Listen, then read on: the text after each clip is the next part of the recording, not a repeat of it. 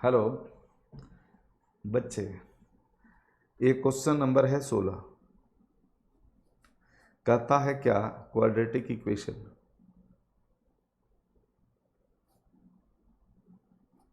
कहता क्या है? The speed of a boat in still water is 15 kilometre per our.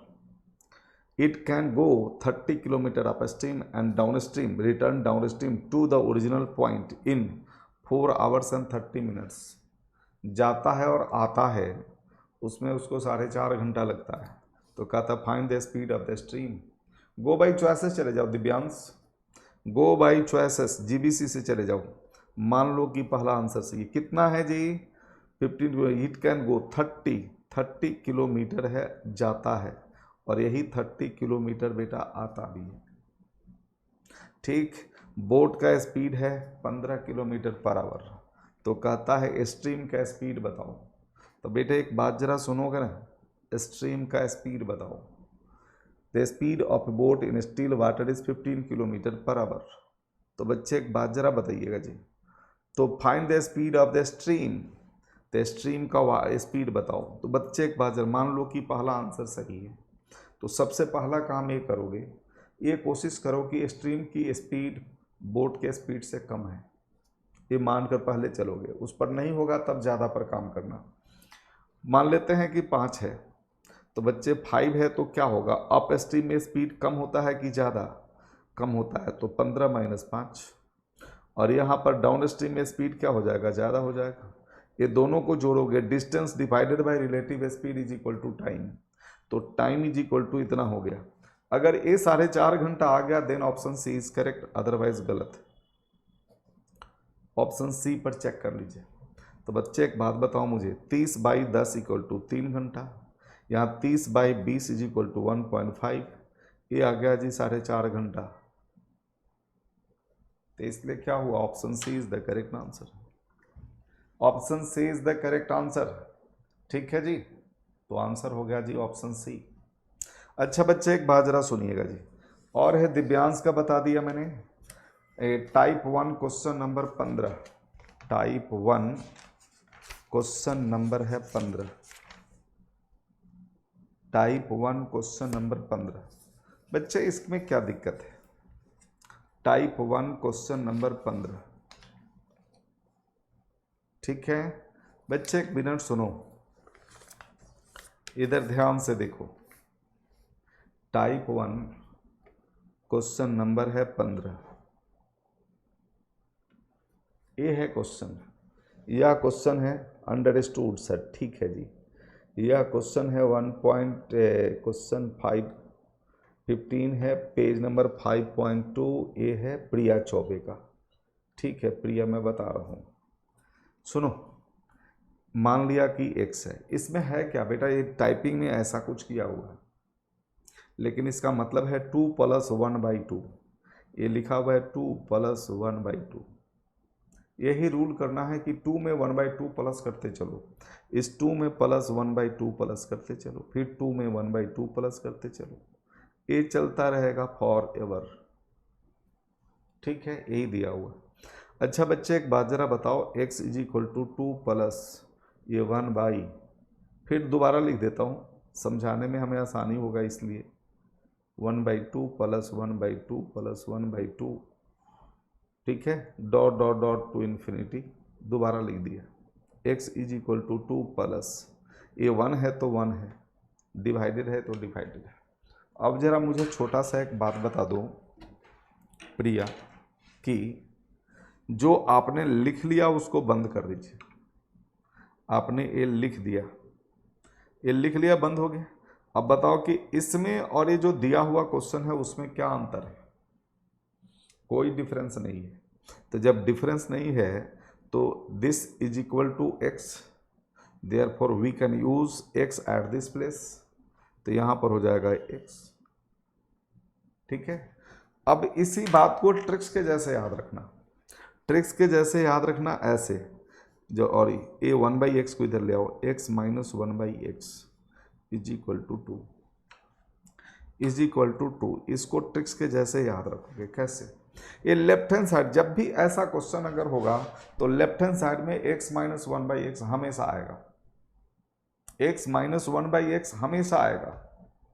और राइट हैंड साइड क्या आएगा, तो जो यहाँ पर नंबर है वो आएगा। अगर यहाँ 2 है तो 2 आएगा, 3 है तो 3 आएगा, 4 है तो 4 आएगा, 5 है तो 5 आएगा, 10 है तो 10 आएगा, हमेशा आएगा।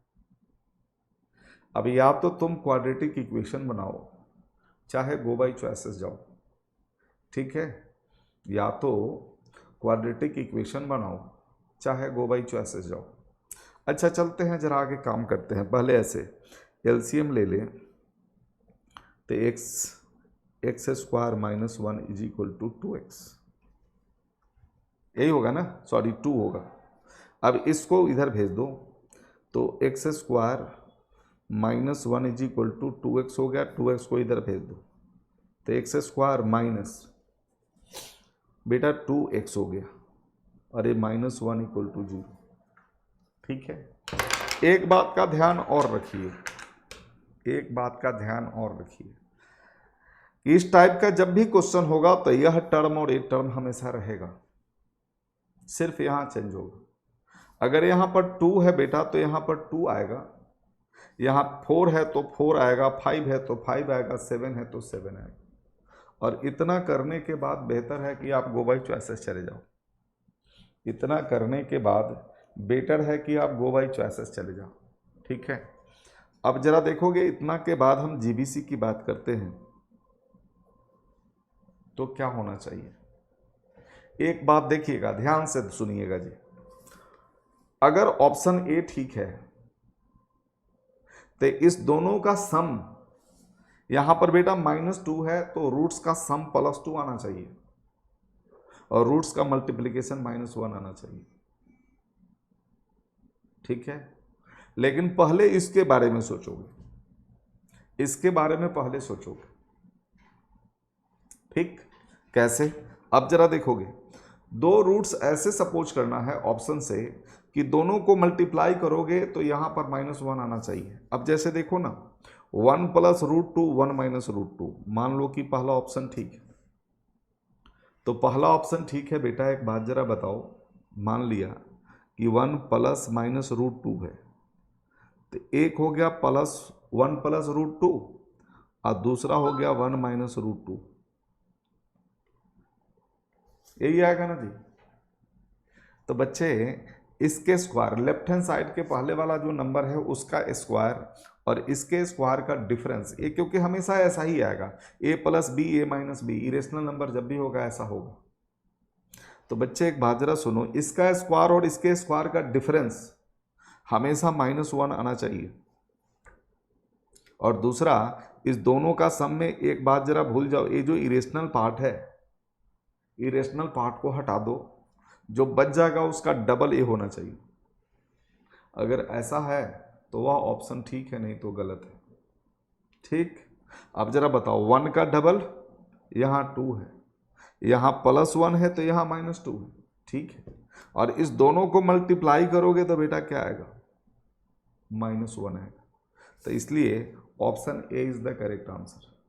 आप इसी लॉजिक से क्वेश्चन नंबर 14 को देख लो, क्वेश्चन नंबर 14 को देखो बेटा।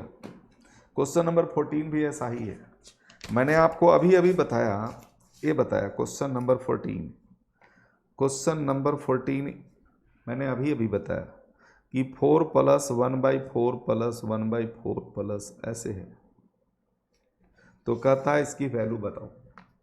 ऑप्शन के थ्रू जाना है जी। ऑप्शन ए में लिखा हुआ है 1 ± √2, ऑप्शन बी में लिखा हुआ है 2 ± √5, 2 ± √5, ठीक है। ऑप्शन सी में लिखा हुआ है 2 ± √3, 2 ± √3, और ऑप्शन डी में लिखा हुआ है none of this. Option D में लिखा हुआ है नन ऑफ दिस, ये लिखा हुआ। तो बच्चे हमने क्या आपको तरीका बताया कि जब कभी भी ऐसा क्वेश्चन होगा तो एक तरीके कैसे बनेंगे, इक्वेशन कैसे बनेंगे, x², यहाँ -1 तो आएगा ही आएगा, ये जो नंबर है वह x होगा ये, और यह = 0, हमेशा ऐसा ही बनेगा। अगर यहाँ 5 है तो 5x होगा, 2 है तो 2x होगा, 7 है तो 7x हो जाएगा। यह और यह टर्म चेंज नहीं होगा, वो हमेशा वही रहेगा। अब बच्चे गो बाई चॉइस से जाओ, ऑप्शन के थ्रू आंसर निकालोगे। बेटे एक बात जरा सुनोगे, ये दोनों का roots 1 plus root 2 1 minus root 2 ये देखना है, तो इसके स्क्वायर में इसके स्क्वायर को माइनस कर दो, तो that should be equal to -1। तो 1 स्क्वायर माइनस रूट 2 स्क्वायर, ये -1 आ रहा है। लेकिन बेटे एक बात जरा सुनो, ऑप्शन बी में आ रहा है, सी में नहीं आ रहा है। 2 का स्क्वायर 4, रूट 3 का स्क्वायर 3, 4 माइनस 3 प्लस 1 होता है, लेकिन यहाँ -1 है। इस कारण से ऑप्शन सी हमारा गलत हो जाएगा, ऑप्शन बी पर आती है। 2 का स्क्वायर 4, रूट 5 का स्क्वायर 5, 4 माइनस 5 -1 इसके इक्वल आ रहा है। तो ऑप्शन ए और ऑप्शन बी दोनों में से कोई एक आंसर ठीक होगा, one of them will be correct. अब जरा एक बात जरा सुनो, मान लो कि पहला आंसर सही है, तो बच्चे ये जब हो गया तो अब मिडिल टर्म को एक बार चेक कर लो ना। इसका एक इरेशनल पार्ट को छोड़ देना है, इरेशनल पार्ट को इग्नोर करें फॉर मिडिल टर्म, तो इसको हम छोड़ दिए। इसका डबल क्या ये है? नहीं है। इसका डबल होता है +2, तो यहाँ होना चाहिए -2, लेकिन वो नहीं है, that's why option A rejected. अब जरा बताओ 2 का डबल 4, 2 का डबल 4,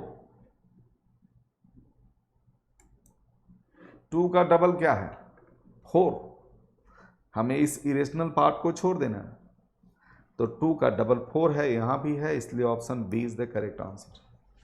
आप डिटेल में करके देखिए, आंसर आपको यही आएगा, 2 प्लस रूट 5 ही आएगा। मैं उम्मीद करता हूं कि आपको ये बात समझ में आ गया होगा। जल्दी बताइए बेटे, समझ में आ गया? मैं उम्मीद करता हूं कि ये पॉइंट आपको समझ में आ गया होगा।